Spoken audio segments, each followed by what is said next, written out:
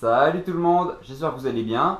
C'est bon, le deuxième tour a été lancé. Bon, deux équipes déjà qualifiées, d'autres qui se battent encore pour leur place en finale de conférence. Je vous laisse deviner qui s'est qualifié. Vous n'avez pas trouvé? Eh ben on voit ça tout de suite. On commence donc avec les Golden State Warriors qui étaient opposés au Utah Jazz qui sortaient d'une série en 7 matchs face aux Clippers. Bon, je vous avais dit que je les voyais bien perdre 4-1 les petits Jazz. Ils n'en ont pas gagné un seul. Non mais c'est vrai que c'était vraiment très compliqué face à l'armada Golden State Warriors qui en plus s'était reposé quelques jours. C'était un petit peu mission impossible pour eux quand même.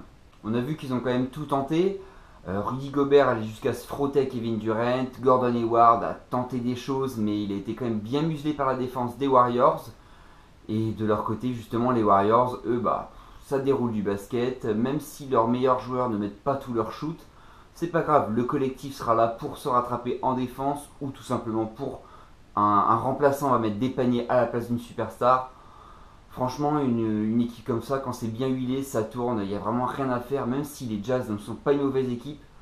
On avait l'impression que c'était des enfants face aux Warriors, quoi.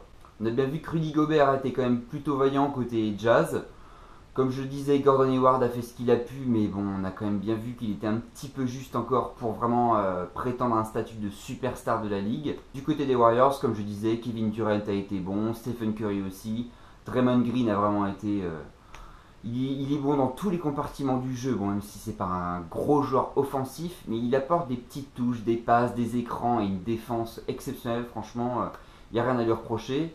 Si on veut quand même mettre quelqu'un en avant, je mettrais Stephen Curry qui avec 25 points de moyenne, 5 rebonds, 5 passes décisives, avec des pourcentages corrects, bon 49% de shoot, même si à 3 points c'est un petit peu moins bien avec un seulement 39%, mais après bon lancer franc, 25 sur 26 c'est presque parfait, la série s'est très bien passée pour lui. Maintenant on verra au prochain tour selon leur adversaire comment ça va se dérouler, mais bon je me fais pas trop de soucis pour eux. Bon maintenant pour les Jazz, qu'est-ce qu'il reste à faire?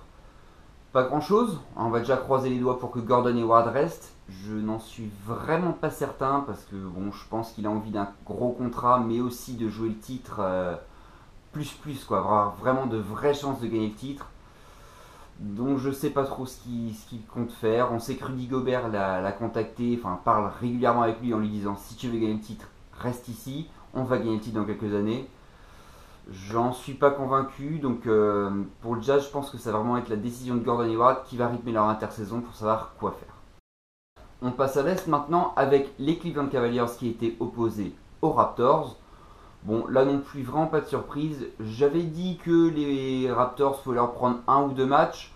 Que nenni, même pas un seul. Ça a été vraiment très compliqué pour eux. À Cleveland, il n'y a même pas eu de match, c'était assez simple. Après, bon, ils ont un petit peu accroché quelques matchs, notamment le match 4 qui s'est décidé dans les derniers instants. Mais c'était vraiment une impression de domination de la part des Cavaliers, notamment lors du match 3, où on voit pendant 3 quarts temps, bon, ça va, ils tiennent sans vraiment trop forcer. Et en quatrième quart temps, quand ils décident, on appuie sur l'accélérateur, il n'y a plus rien à faire. Les Raptors ne peuvent rien faire, c'est tout simplement trop fort. Du côté des points positifs, on a quand même vu que Serge Ibaka a posé quelques problèmes aux Cavaliers, notamment grâce à sa capacité à s'écarter au large et justement à planter ses paniers. Donc ça a quand même été un petit peu problématique. Donc on peut voir que là-dessus les Cavaliers devront travailler. Mais niveau défense, notamment sur DeMar DeRozan, on voit que ça se relaie bien entre J.R. Smith et Iman Shumpert pour vraiment stopper l'ailier des Raptors. Je pense que ça c'est un des points sur lesquels les Cavaliers vont continuer de s'appuyer. Et bon, on va quand même parler de celui-là, on ne peut pas s'en priver. On va bien sûr parler de LeBron James, qui sur la série tourne à 36 points, 8 rebonds et 5 passes de moyenne. Bon, quand on ajoute ça avec des pourcentages de 57% au tir, 48 à 3 points, et enfin un petit peu de réussite, et je dirais même pas de réussite, d'application au lancer avec 83%, bon, on voit vraiment à LeBron James... je pense que personne ne peut douter que c'est le meilleur joueur actuel en NBA, on est bien d'accord. Du côté de ses lieutenants, bon, Kyrie Irving est un petit peu en difficulté sur certaines séquences, mais quand il faut mettre des paniers importants, il n'y a pas de problème, il va être là, le Playmobil. Kevin Love, quant à lui, bon, un petit peu comme Chris Bosh à Miami à l'époque, Los Tres Amigos avec Dwayne Wade et LeBron James. On sent que c'est un peu la cinquième roue du carrosse, il a un petit peu du mal à trouver son jeu.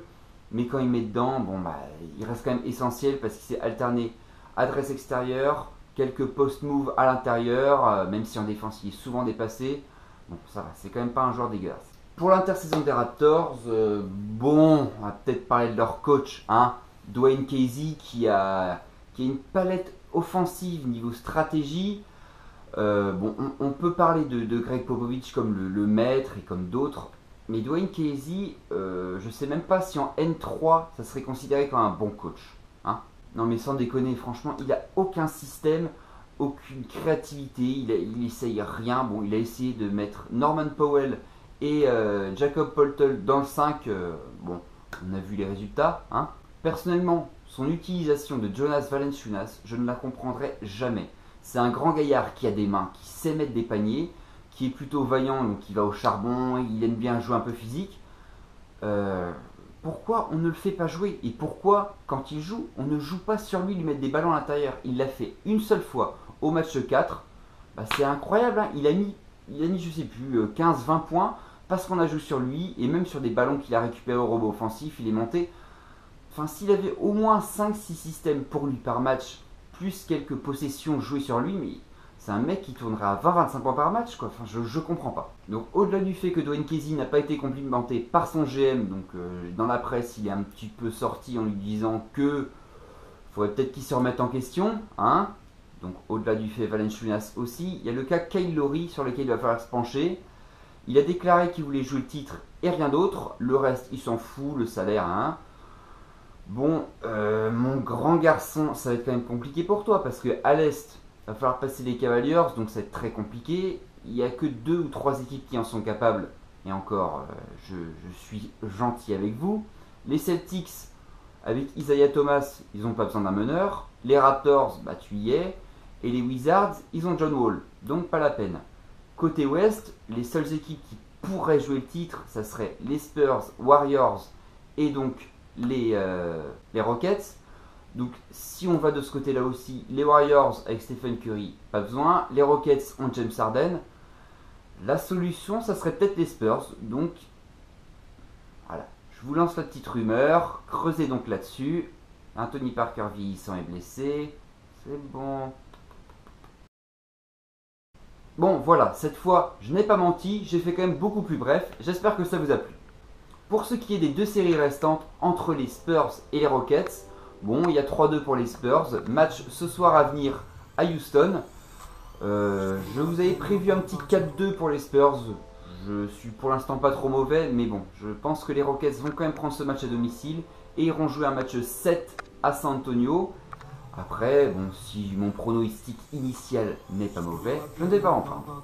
Et la série à l'Est, c'est les Celtics face aux Wizards.